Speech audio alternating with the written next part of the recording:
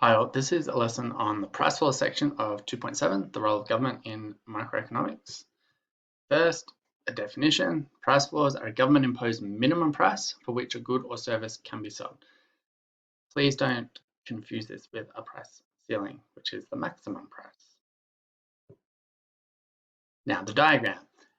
You do already know about price ceilings, so therefore I think you should be able to draw a price floor.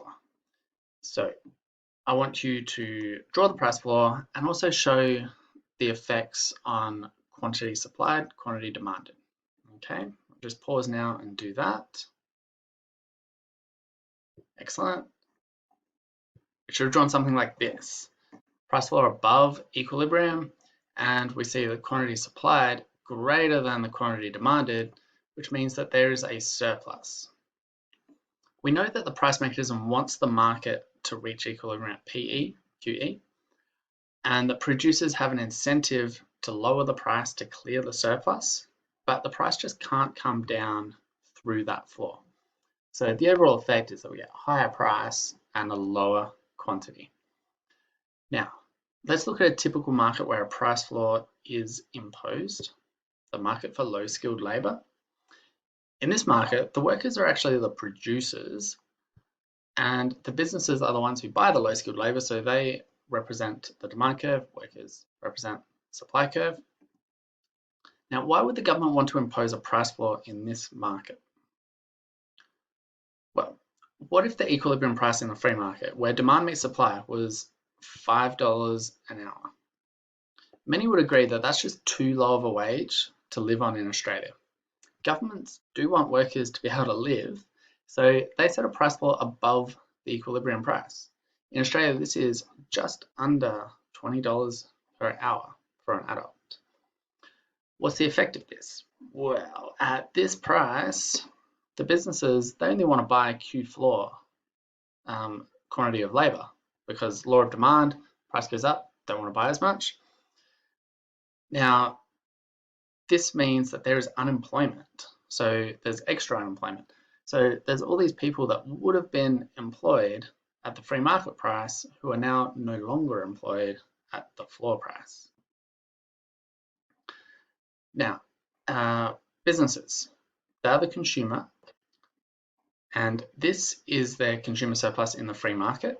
And here, when there's a price floor, okay, yeah, good, it's up in this portion. So it's much smaller because they have to pay the high price. So the difference between what they're willing and able to spend and what they have to spend is a lot smaller.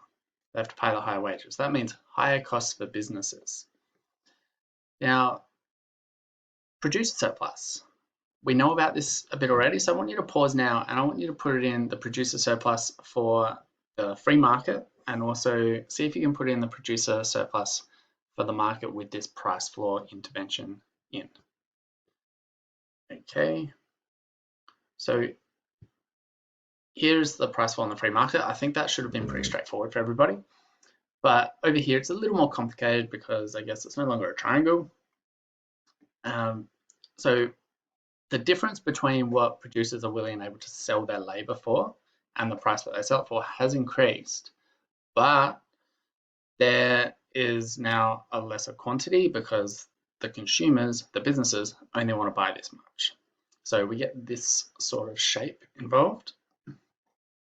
And that also means that there's welfare loss because look at this extra consumer producer surplus, the social surplus that we had before that we no longer have. So that's been lost from the market here. Okay, one more effect to consider. If businesses are paying higher wages, their costs go up. So I want you to pause and draw the market for fast food with a new minimum wage implemented. It should look like this. There's an increase in supply, a decrease in supply due to the higher costs, and therefore a price rise from PE to P1. Another market where governments will impose a price floor is in agricultural products. Why would they do this? What benefits are there from a price floor here? We know that the biggest winners are going to be the producers. So it must be for their benefit. Governments have at times wanted to ensure that their farmers are receiving a high enough price for their produce. Why is this important? It keeps farmers farming.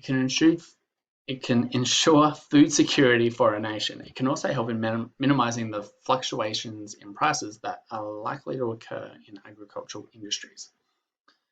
Now, there's one big difference when looking at a product market than when we looked at the minimum wage, which was actually a resource market. If the price is at P floor, then that will incentivize producers to supply more. In the market for low-skilled labor, there was a surplus of labor, but these people just didn't find jobs. In the market for wheat, however, the law of supply creates a physical surplus of wheat. There's just too much of it. Farmers will make Q floor here because they're incentivized to, but the market, well, consumers will only want QD. So what to do with the surplus? Often governments will buy the surplus. They're the ones who've imposed this price floor. They've got to sort of solve it, the problems that come with it somehow.